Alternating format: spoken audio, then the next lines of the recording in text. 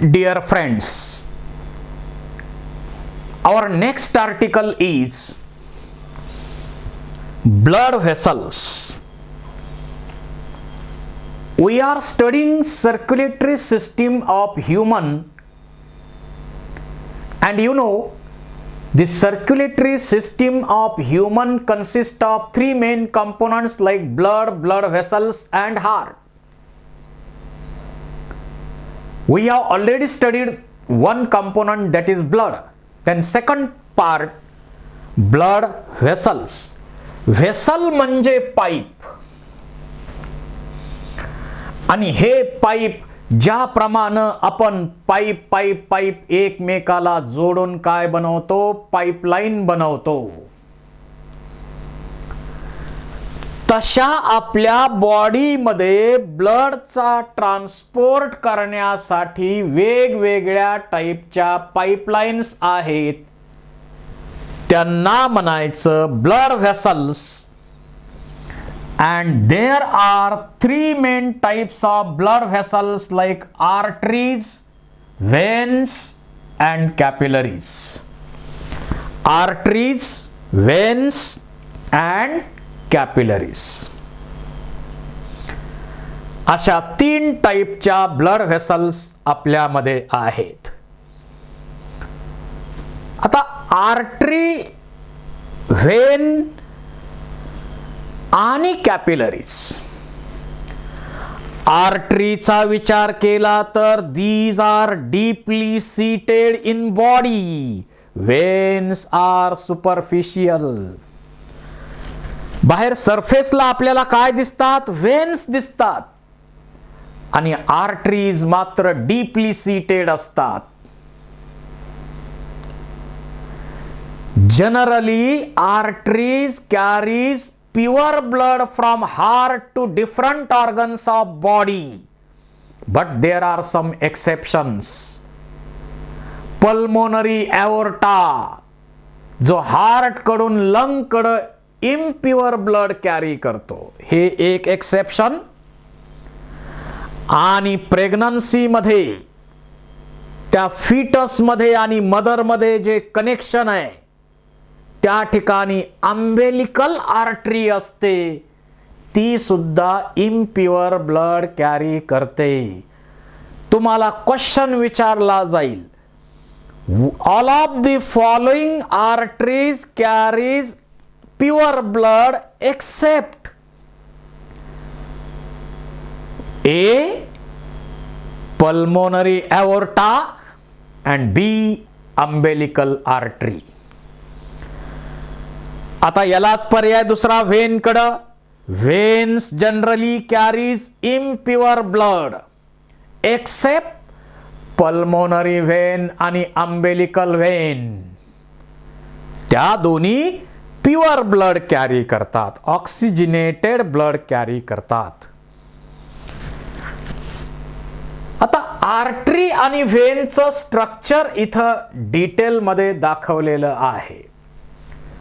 जसं आर्टरी असेल किंवा व्हेन असेल तसा विचार केला तर त्याच्यामध्ये कव्हरिंग जे आहेत, समजा आर्टरीचा स्टडी अगोदर करू. Artery is covered bye 3 कव्हरिंग्स. पहिलं आहे ट्युनिका एक्स्टर्ना किंवा ॲडव्हेंटिया. मिडल कव्हरिंग जे आहे त्याला आपण म्हणतो ट्युनिका मेडिया, आणि इनरमोस्ट कव्हरिंग जे आर्टरीचं आहे त्याला आपण म्हणतो ट्युनिका इंटरना.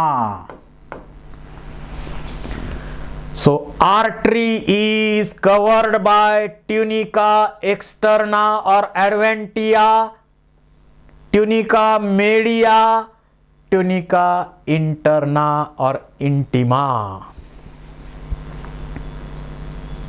असे 3 कव्हरिंग्स त्यामध्ये आहेत, आणि त्याच्या आत हा आहे ल्युमेन. त्यामध्ये काय आहे, ल्युमेन. त्यातून ब्लडचा फ्लो होणार आहे.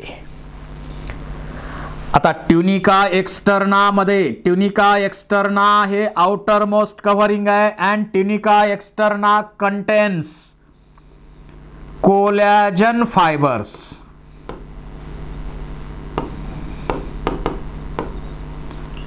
यामध्ये कोलॅजन फायबर्स मोठ्या प्रमाणावर आहेत. व्हेन्स मध्ये तेवढे नसतात.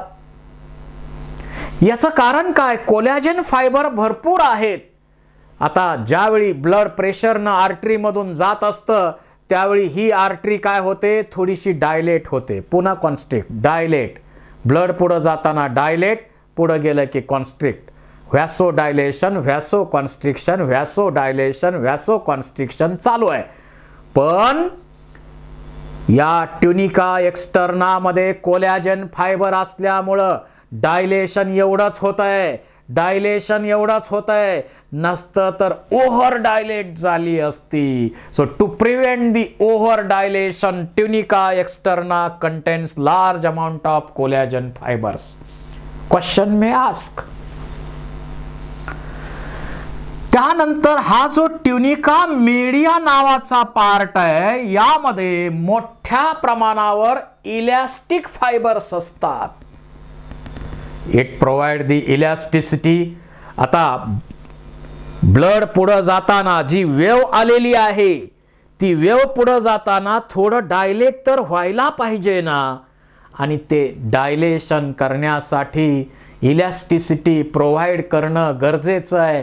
आणि इलॅस्टिसिटी प्रोव्हाइड करण्यासाठी काय आहे? इथं इलॅस्टिसिटी प्रोव्हाइड करण्यासाठी इलॅस्टिक फायबर्स आहेत. इलॅस्टिक फायबर्स आहेत ट्युनिका मीडियामध्ये. आता ट्युनिका एक्स्टर्नाचं एक वैशिष्ट्य असं पण आहे, ॲओर्टा किंवा लार्जेस्ट व्हेन असेल त्यामध्ये त्या ब्लड व्हेसल मध्ये इथं छोट्या ब्लड व्हेसल्स असतात. Blood vessel present in aorta and largest vein. आणि त्यालाच नाव आहे vasa vasorum. Blood vessels of blood vessel. Pipeline मध्ये छोट्या पाईपलाईन, त्या पाईपलाईनच्या सेल्सना पाणी पुरवठा करण्यासाठी, ब्लडचा सप्लाय करण्यासाठी. अशा प्रकारचं नेचर इथं आहे. ट्युनिका इंटर्ना मध्ये एक मेम्ब्रेन आणि इथं महत्वाचं काय आहे? एंडोथेलियम. एंडोथेलियम आहे तिथं. त्याच्या आत ल्युमेन आहे. आर्टरीचा ल्युमेन वायडर नसतो, तो नॅरो असतो. Lumen is very very narrow.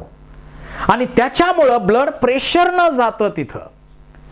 तुम्हाला माहित आहे मोटर पंप, आपला मोटर पासून पाण्यात टाकलेला खालचा पाईप त्याचा डायमीटर जास्त असला पाहिजे, असतोच. आणि मोटर पासून पुढं जो पाईप असतो, किती का लांब पाईपलाईन पुढं असे ना, त्याचा डायमीटर कमी असतो. याचं कारण म्हणजे पाणी प्रेशरनं न्यायचंय. इथं सुद्धा ब्लड प्रेशरनं बॉडीच्या सर्व पार्टना पुरवायचंय आणि पुन्हा फिरून परत यायचंय. याच्यासाठी आर्टरीचा ल्युमेन नॅरो असतो. आणि इथं काय वॉल्स वगैरे नसतात, कारण ब्लड प्रेशर न जाणार आहे इथून. पण व्हेनचा विचार केला तर व्हेन मध्ये सुद्धा ट्युनिका एक्स्टर्ना आहेच, पण तेवढे फायबर नाहीत. त्यानंतर ट्युनिका मीडिया त्या मानानं थीन आहे, कारण तेवढी इलॅस्टिसिटीची गरज नाही आहे. इथं आपण जर पल्स पाहायचे असतील तर असे पल्स आपल्याला ऑब्झर्व करता येतात.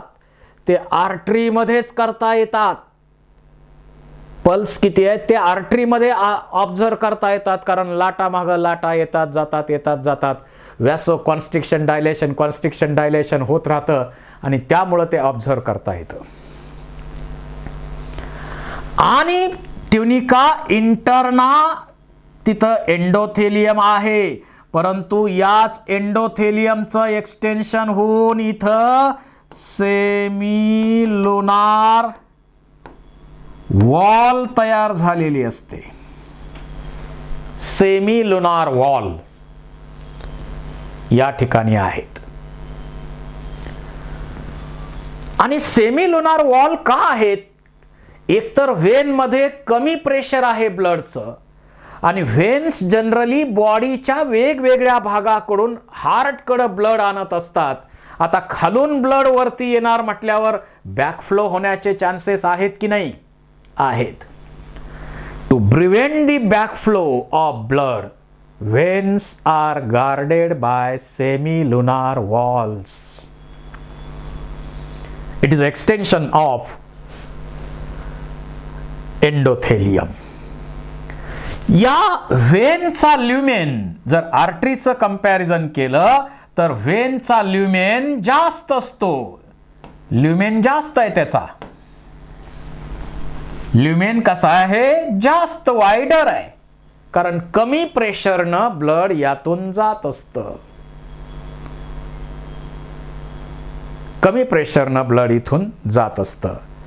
त्यातल्या त्यात ज्या वॉल्स आहेत, या वॉलचं आपल्या लिम्बच्या ज्या व्हेन्स आहेत तिथं वॉलचं प्रमाण जास्त आहे, परंतु आपलं पोट किंवा छाती या भागात तेवढ्या वॉल नसतात, कमी असतात जरा, कारण जवळ आहे तिथून हार्ट. तर veins generally impure blood carry करतात except pulmonary vein, umbilical vein. Artery generally pure blood carry करतात except pulmonary aorta and umbilical aorta, artery. आणि टिश्यू लेवलला गेल्यानंतर आपल्याला माहिती आहे, टिश्यू लेवलला एकदा गेलो आपण की मग त्या टिश्यू लेवलला छोट्या छोट्या टिश्यू फ्लुइड आणि टिश्यू मध्ये एक्सचेंज ब्लड बरोबर करायचा आहे. तिथं छोट्या छोट्या केशवाहिन्या, ब्लड कॅपिलरीज असतात. आता या कशा अराइज होतात बघा. समजा आर्टरीचं काय होणार? एओर्टा पासून काय होतं? आर्टरीज. प्रत्येक ऑर्गन मध्ये आर्टरी जाणार. तिथं गेल्यानंतर ऑर्गन मध्ये आर्टेरिओल्स बनतात. आर्टेरिओल्स बनल्यानंतर हे आर्टेरिओल काय करतात?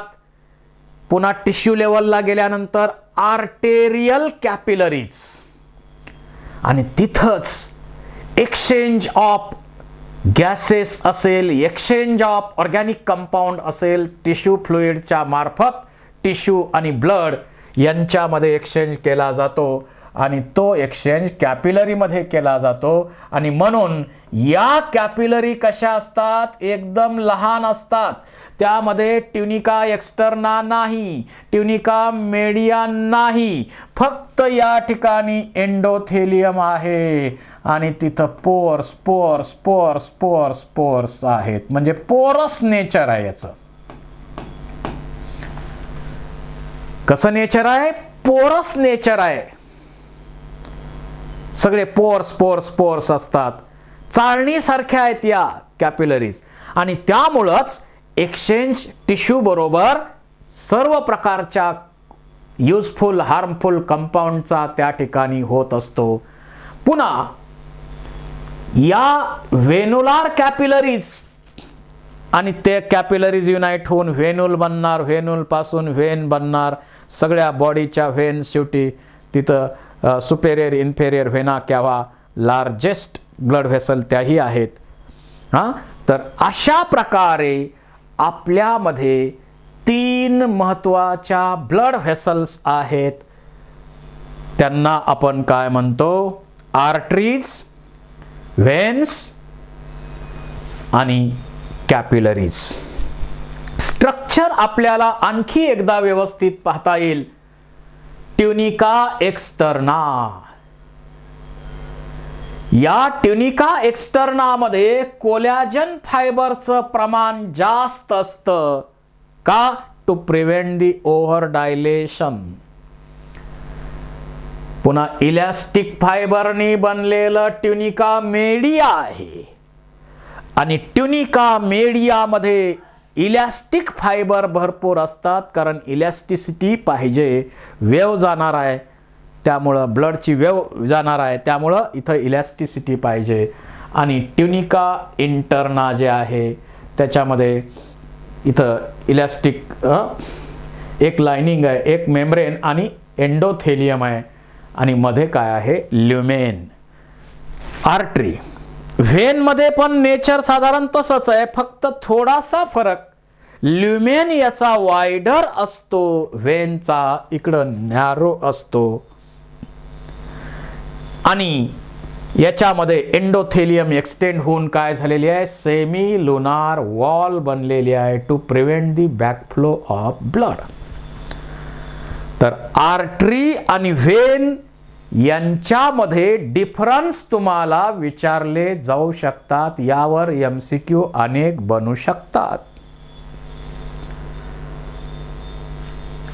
परत इथं त्याचे आणखी माहिती दिलेली आहे.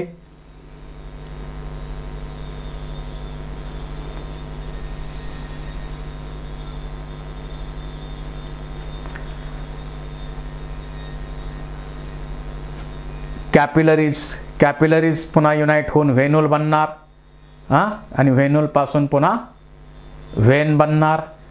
इथं पहा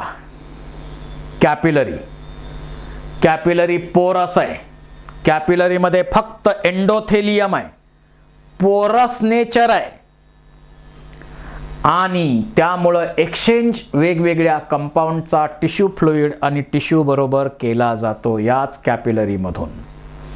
फक्त एंडोथेलियम आहे आणि तेही पोरस आहे, त्यामुळे एक्सचेंज वेगवेगळ्या कंपाऊंडचा केला जाईल. So this is about blood vessels.